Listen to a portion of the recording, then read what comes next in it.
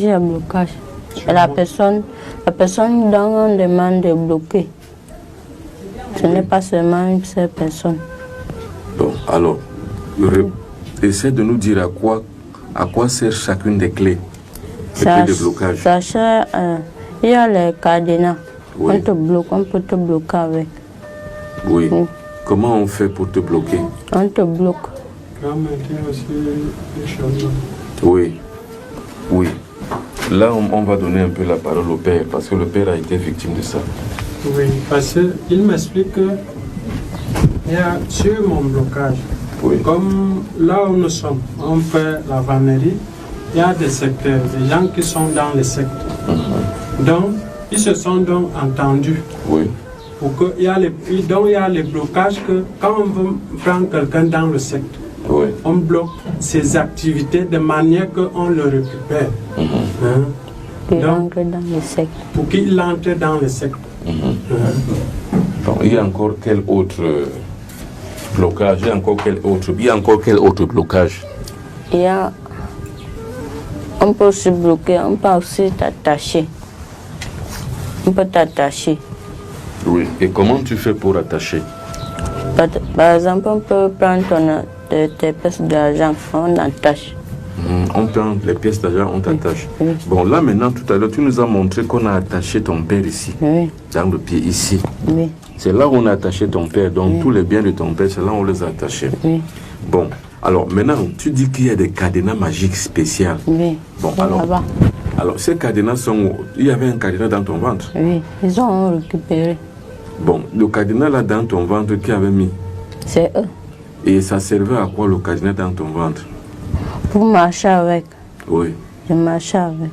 Dans mon ventre. Et tu utilisais ça comment? Tu bloquais les gens avec ça ou ça te bloquait toi-même? Ça bloquait mon père, plutôt mon père. Bon, et maintenant donc, pour pouvoir bloquer ton père, on a mis le cadenas dans ton ventre. Oui. Bon, et on a aussi attaché ses affaires sur mon pied. Ton pied.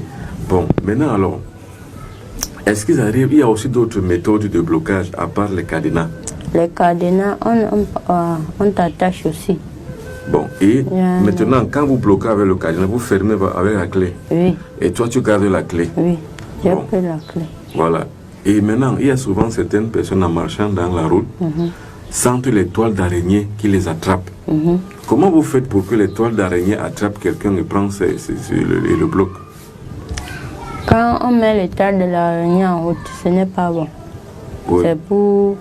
Ça attire aussi tes chances. Ah, d'accord. Quand on peut te tangler un piège en route, quand tu traverses ça, ça te prend. Ah, donc en même temps, les toiles d'araignée que les gens sentent souvent sur leur visage, sur leur corps, quand ils passent en route, c'est soit pour prendre leur chance, soit aussi pour les bloquer. Oui, et pour les faire tomber dans les pièges. Et pour les faire tomber dans les pièges. En fait, c'est un piège que vous faites là. Oui. C'est-à-dire comme l'araignée piège par exemple les insectes avec la toile. C'est comme ça que vous les sorciers, vous piégez aussi les gens en mettant les toiles en route pour que ces gens-là soient arrêtés au même titre que les insectes sont arrêtés dans une toile d'araignée. Quand tu pars là-bas, ça c'est la bandana. Oui, parle fort. Quand tu attaches, pour aller tuer les gens. Oui. Tu attaches ça où? Sur ta face. Comment tu fais? Montre. Tu attaches. On te demande d'attacher ça sur la face. Tu attaches. Et ce bandana a le pouvoir? Oui, on met le pouvoir, c'est ça. Et qui met le pouvoir dedans? Et pour que tu sois méchant aussi.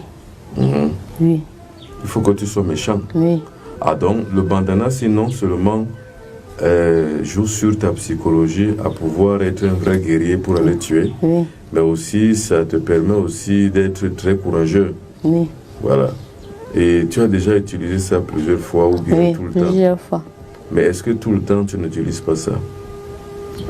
Quand on dit de tuer, tu dois porter. Automatiquement, ça fait partie des armes que tu dois porter pour aller faire le mal. Oui. Bon. Et comment donc ça te fait quand tu mets ça sur ta tête? Ça te fait... Donc tu deviens méchant. Donc c'est comme par exemple ici, un bandit, un malfaiteur prend la drogue pour pouvoir être plus méchant.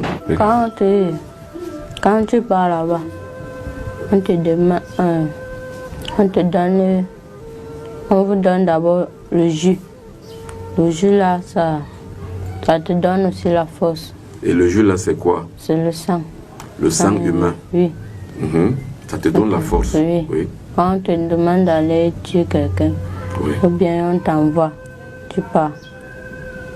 Et on te donne, quand tu reviens, on te donne la chair humaine pour manger.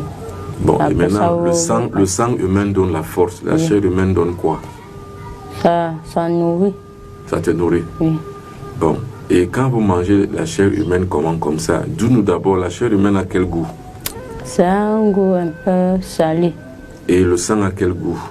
Un goût un peu salé aussi. Bon, c'est-à-dire que ici, dans ce monde-ci, Oui. le goût là n'est pas bon, n'est-ce pas? Oui. Mais dans votre monde là-bas, le goût là est bon. Oui. Bon. Et vous vous nourrissez de ça Oui. pour pouvoir vivre. Oui. Bon, maintenant, dis-moi, les gens que vous tuez, vous les mangez immédiatement ou alors vous mangez leur corps dans l'invisible? Vous les mangez comment? On le mange invisible. D'accord. Par exemple, je prends un exemple. Vous tuez quelqu'un, Oui. mystiquement, vous lui lancez une maladie, il meurt. Oui. À quel moment vous mangez sa chair et buvez son sang? On mange d'abord sa chair avant de lancer les maladies. Ah, d'accord. C'est-à-dire que vous mangez d'abord sa chair. Oui. Mais si vous mangez sa chair, il doit mourir immédiatement. Pourquoi il ne meurt pas immédiatement? Elle ne peut pas mourir. On va faire les trucs là pour qu'il ne meure pas. Ah bon. Donc quand vous mangez maintenant son corps, sa chair, vous faites une magie pour qu'il ne meure pas immédiatement. Oui. Vous pouvez manger quelqu'un comme ça pendant combien de jours? On peut même pousser même à 2 ans pour qu'il ne meure. Ah, donc, quand vous mangez quelqu'un, vous mangez, vous le rongez à petit feu. Oui. Et vous prolongez sa vie, qu'il ne meure pas rapidement, jusqu'à ce que vous l'ayez suffisamment mangé. Oui. Mais comment la personne sent son corps quand vous le mangez comme ça pendant Il ne 2 peut ans? pas sentir. Il ne sent rien. Oui. Il ne sent pas la maladie, il ne sent pas la fatigue, il ne sent rien. Non. Mais vous vous mettez à le manger. Oui. Et quand vous le mangez donc comme ça pendant 2 ans, vous pouvez décider que c'est fini, il meurt. Oui. Et quand vous le mangez, est-ce qu'au fur et à mesure, sa chair finit? Oui, ça finit. Et quand la chair est finie complètement, Oui. Il reste toujours en vie. et puis enfin, c'est vous qui décidez quand vous allez le tuer. Oui. Oh oui. Est-ce que là-bas, vous connaissez vraiment Dieu? Non. Qui vous connaissez là-bas? C'est Lucifer, Satan. Belzébuth, vous connaissez qui? Tout. Vous connaissez Lucifer aussi? Oui. Est-ce que vous invoquez Lucifer là-bas? Il est là-bas. Il est là-bas avec Oui, vous? ce sont les mecs qui invoquent. Il y a aussi Belzébuth. Oui. Il y a encore qui? Il y a Satan. C'est Satan qui est Lucifer, Belzébuth et Astaroth. Oui. Bon, maintenant, qui t'a appris le nom de Belzébuth? C'est Ce là-bas? sont les gens de là-bas. D'accord, ok. Maintenant, quand vous finissez donc de tuer quelqu'un comme ça, de manger quelqu'un comme ça, cru, Oui. et après il meurt. Oui. Bon, tu connais quelqu'un que vous avez fait ça, il est mort? Oui. C'était qui? C'était un voisin du village. Un voisin du village. Oui. Et quand quelqu'un meurt comme ça, toi, tu as des regrets ou tu n'as pas de regrets? Tu ne dois pas avoir les regards ni pleurer. Tu es content? Oui. Bon, mais est-ce que les gens arrivent souvent à savoir que c'est vous qui les tuez? Oui. Et ils font quoi? Ils ne font rien. Mais quand ils font la magie, par exemple, quand les gens vont faire le contre-envoûtement, donc le choc en retour, Oui. par exemple, ils font les gris-gris pour que les personnes qui ont tué cette personne-là meurent. Est-ce que ça vous atteint? On peut, quand on fait comme ça, si on a des sentiments qu'il y a des gens qui peuvent faire comme ça, on attache, on fait des sacrifices pour que ça n'arrive pas. Ok, donc vous vous protégez pour que même s'ils font les gris-gris que les gens qui ont tué la personne meurent, Oui. ça ne vous arrive pas, ça Oui. ne vous atteint pas, parce que vous attachez avant. Oui. Est-ce que tu as autre chose sur le cannibalisme, sur le fait de tuer les gens et manger à dire? C'est tout ce que tu avais à dire ou tu as autre chose que tu as oublié? On empoisonne aussi. Non, à part la poudre de nuit que tu as montée tout à l'heure, il y a un autre empoisonnement. Oui. Bon, est-ce que vous causez les accidents aussi? Oui, on cause. Bon, comment vous causez les accidents là-bas chez vous? Peut-être qu'on peut manger quelqu'un là-bas. Oui. On lui pousse dans quelque chose, ou bien il cherche le problème à quelqu'un, quelqu'un lui tape, il meurt. Ok. Ou bien la voiture lui cogne, Oui. il meurt. Donc tous les accidents qu'on voit, ce n'est pas seulement naturel. Oui. Souvent vous les causez. Oui. Bon, vous causez comme ça. Est-ce que vous pouvez aussi causer par exemple la bagarre entre deux personnes puis quelqu'un meurt entre eux? Oui. Quand on a fini de manger, quelqu'un on le pousse d'aller chercher les problèmes. Donc c'est vous qui l'inspirez à aller chercher les problèmes. Oui. Il est déjà surconclu. Et vous contrôlez vraiment son acte et son Oui. geste. Bon, est-ce que tu peux me raconter une histoire où toi tu connais, où tu es allé, ou bien où vous avez fait que quelqu'un meure par accident? C'était quoi par exemple? Donc, on avait tué la personne et Oui. on ferme tes yeux. Oui. Que toi, tu vois que tu es en train de voir. Mhm. Ou bien tu traverses la route, Oui. la voiture vient te cogner. Oui. Ou bien on ferme les yeux du chauffeur, Oui. la voiture vient te cogner. Et quand quelqu'un meurt donc comme ça, vous récupérez son sang, ou bien vous avez déjà pris le sang Vous depuis? avez déjà pris le sang. Vous avez déjà mangé même la chair depuis. Oui. Maintenant, vous provoquez seulement que ça arrive pour qu'on voie que c'est l'accident, Oui. alors que vous l'avez tué. Sans les chaussures qu'on me demande de porter quand je pars là-bas. Oui, tu portes ça pourquoi? Parce que ils m'ont demandé de porter. Pourquoi? Ça sert à quoi quand tu les portes là-bas ou tu ne les portes pas? Ça sert à quoi là-bas? Parce que ça allait plaire là-bas. Et Ah, que- ça, ce sont des chaussures d'élégance ou Oui. alors les chaussures mystiques qui te Mystique. servent à... Ça Oui. te sert à marcher d'un point à un autre. Oui, C'est-à-dire que, par exemple, comme quelqu'un qui est dans la Lune, qui marche sur la Lune, il doit avoir une combinaison spéciale. oui, Donc toi aussi là-bas, avant de marcher là-bas, dans le monde invisible où tu vas, oui, il faut que tu aies des chaussures. oui, Bon, là, tu peux passer par n'importe où et faire n'importe quoi. oui. Et si tu n'as pas les chaussures?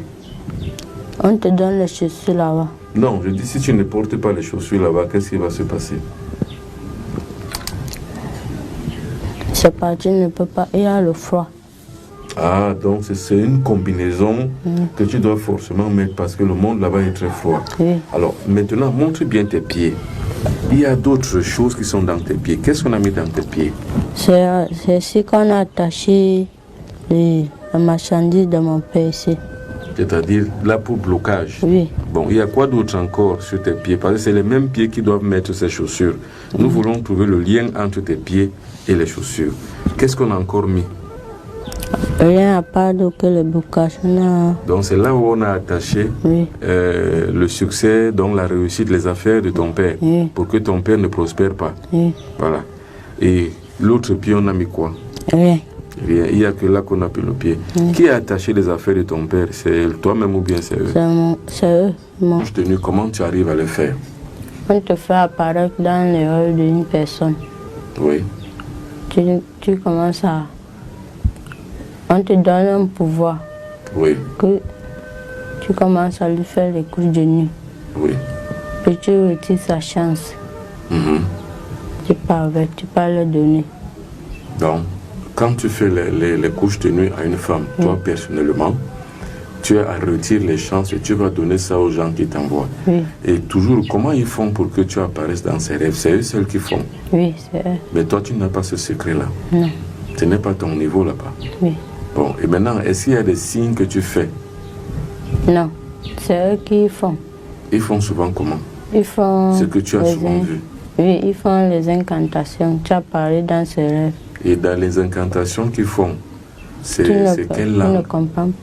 Ce n'est pas une langue d'ici là. C'est leur langue de là-bas. Oui. Bon, c'est la langue des génies, ainsi de suite. Oui. Voilà. Et maintenant, est-ce qu'il peut aussi arriver que vous fassiez ça aussi aux hommes? Des couches de nuit aux hommes? On envoie les femmes. Ah, là, dans ce côté-là, ce cas-là, c'est les femmes qu'on envoie. Oui. Mais tu n'as jamais vu un cas où c'est un homme qu'on envoie pour un homme et une femme qu'on envoie pour une femme? Non. D'accord. Et quand vous faites ça comme ça, quel est le signe qui montre que le matin, quand quelqu'un se réveille, quel est le signe qui montre qu'il a eu des couches de nuit? Le matin, il va couvrir que son habit est mouillé Voilà. Et quoi encore? et qu'il est fatigué. Voilà. Et maintenant, une autre question. Est-ce qu'il arrive que, par exemple, toi ou quelqu'un d'autre ait une femme? Oui. C'est-à-dire que est une femme qui est dans le jour comme ça, et lui, comme il est mari de nuit, est-ce qu'il devient le mari de nuit de la femme là? C'est-à-dire que par exemple, toi, tu peux habiter une femme que toutes les nuits, tu la prends comme ta femme, tu lui fais des couches de nuit. Oui. Voilà. Et là, alors, en ce moment-là, lui, elle, la femme, ne sent plus rien avec son mari. Oui. C'est seulement avec toi qui viens la coucher la nuit qu'elle sent le plaisir. Oui. Voilà. Et ça, qui fait ça? C'est toi-même ou c'est toujours eux qui t'envoient là-bas? C'est eux qui m'envoient. Voilà. Et quand tu as une telle femme comme ça, qu'est-ce que tu gagnes? C'est toujours les chances que tu lui retires? Oui. Quand on te demande les chances, tu leur donnes. Bon, il y a d'autres femmes qui ont plus de chances que d'autres. Oui. Donc, mais comment vous savez qu'une femme a plus de chances que telle autre? C'est eux qui connaissent, ils t'envoient seulement. Toi, tu Bon. parles. Et les chances que vous retirez, vous faites quoi avec ça? Ça vous sert On à peut quoi? donner à le mec qui... Mais lui fait quoi avec ces chances-là? Celui qui l'utilise. Pour faire il quoi? peut manger. On mange la chance des gens là-bas. Oui. Il peut encore faire quoi? Pour avoir aussi la puissance. Ah, donc la chance peut donner en même temps la puissance et en même temps servir de nourriture. Oui. Toi, tu as déjà mangé la chance? Oui, on te donne aussi. C'est comment la chance? Quand tu manges la chance de quelqu'un, c'est comment? Ça te donne aussi... Ça te donne la puissance aussi. Bon, mais à quoi ressemble la chance? Quand vous retirez la chance dans le corps de quelqu'un, à quoi ça ressemble? Ça ressemble à... On peut consommer ça. Ça devient la nourriture. Ah. Donc, en fait, à l'origine, la chance est une entité invisible Oui. et informe. Oui. Maintenant, ça dépend seulement de la forme qu'on lui donne. Ça peut être un habit, ça peut être l'aliment, ça peut être la voiture. Oui. Donc maintenant, vous pouvez consommer ça si il s'agit par exemple de la nourriture. C'est le poison de nuit. Mhm. Quand on te donne la nourriture que tu mets la nuit, c'est le poison aussi qu'on a sorcelé avec. Mhm. Donc tu rêves, quelqu'un rêve qu'il est en train de manger la nuit. Oui.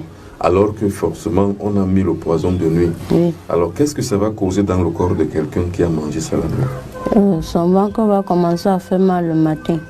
Quand il se réveille? Oui. Oui. Et il se réveille qu'il n'est pas affamé le matin. Il peut faire toute la journée sans avoir faim. Parce que vous lui avez fait manger la nuit Oui. ou vous avez mis la poudre. On a fait manger la nuit, on a mis la poudre. Voilà. Et la nourriture que vous lui faites manger, qui prépare ça? C'est les gens de là-bas, les chefs.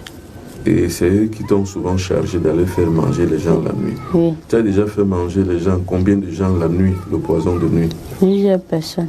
Voilà. Raconte-nous une seule histoire que tu connais, que tu te rappelles que tu as fait. Ça s'est passé comment? Quand on te donne ça la nuit, Oui. de manger, quand tu manges le ventre, Non. Comment on t'a donné la nourriture? C'est toi qui en donnes la nourriture à les donner ou bien c'est eux-mêmes qui font tu faire? apparais, donc il faut que tu apparais dans les rêves de quelqu'un. Oui. Et quelqu'un rêve qu'il est en train de manger la nuit, Mhm. alors que c'est le poison qu'il est en Voilà. train de... Mais comment toi tu fais pour apparaître dans son rêve? Quelle est la Ce technique? sont les mecs qui font apparaître. D'accord. Il y a plusieurs maîtres là-bas. Oui. Ils te font par exemple apparaître dans le rêve de monsieur ou madame Y. Oui, Et une fois tu apparais dans ses rêves, tu lui fais manger la nourriture qu'ils t'ont donnée. oui, Ou tu as empoisonné avec cette poudre. oui, Et est-ce que cette poudre-là peut arriver à tuer? oui, ça arrive à tuer. Quand on te fait déjà manger ça plusieurs fois, Oui. oui, ça te fait. Il te souvient d'avoir fait manger plusieurs fois cette poudre à quelqu'un Oui. et il est mort? Oui, C'était qui? c'était quelqu'un du village, c'est tout. Oui. Il est mort. Il l'a mangé et puis il est mort. Ça, c'est le miroir de là où on garde la porte. La porte là où on garde les morts. Mhm. Oui, Donc vous avez un endroit où vous gardez les morts là-bas. Des Et gens le que vous squelette, tuez, oui. vous avez donc une espèce de morgue là-bas où vous le gardez. oui, Ou alors quand ils sont déjà pourris, vous gardez leur squelette là-bas. oui, Et ce miroir-là correspond à la porte. oui. La porte là, on les garde. D'accord. Et l'autre miroir, parce que tu as deux miroirs. L'autre Et miroir. l'autre, ça permet de tuer quelqu'un à distance quand Alors. tu le vois. Mets d'abord l'autre miroir à terre. Voilà, celui-là. Montre-nous comment vous faites pour tuer des personnes à distance. Quand tu invoques la personne que on t'a demandé de tuer, Oui. tu l'invoques, il apparaît dans le miroir. Oui. Tu lui piques. Tu piques à quel endroit? Tu piques n'importe quel endroit. L'endroit où tu voudrais le voir souffrir. Là, on m'a demandé de piquer. Ah bon, donc c'est d'abord le maître. Alors, mais comment tu as fait pour avoir le miroir là? Comment il t'a donné ça? Ou bien c'est toi qui l'as transformé ou c'est lui qui l'a transformé comme ça? C'était le miroir de la maison et ça s'est cassé. On m'a demandé de prendre. Bon, quand tu as donc pris, tu as amené ça là-bas, ils ont travaillé ça. Ils ont travaillé ça étant ici. Bon, je veux que tu expliques encore. Par exemple, une personne qui est en France, toi tu es au Cameroun, et une personne est en France, donc à 6000 km du Cameroun, là où tu te trouves. Comment tu fais pour le tuer? Tu l'invoques, on a rangé le miroir. Oui. Tu l'invoques, il vient. Et tu invoques, ça veut dire que tu appelles la personne. Son esprit vient. Oui, ensuite. Tu lui vois. Tu lui piques. Là, on t'a demandé de piquer. Voilà. Et après, qu'est-ce qui va se passer? Après, il va commencer à souffrir. Oui. Bon, après, regardez bien la caméra toi-même. Alors, quand tu fais ça à quelqu'un, et tu t'attends qu'automatiquement il va commencer à souffrir. Bon, alors, qu'est-ce qui va se passer? La souffrance sera comment? Oui, il va commencer à avoir mal quelque part. Oui. Après ça, il va mourir. Bon, donne-moi un exemple de quelqu'un dont tu avais tué comme ça, avec le miroir à distance.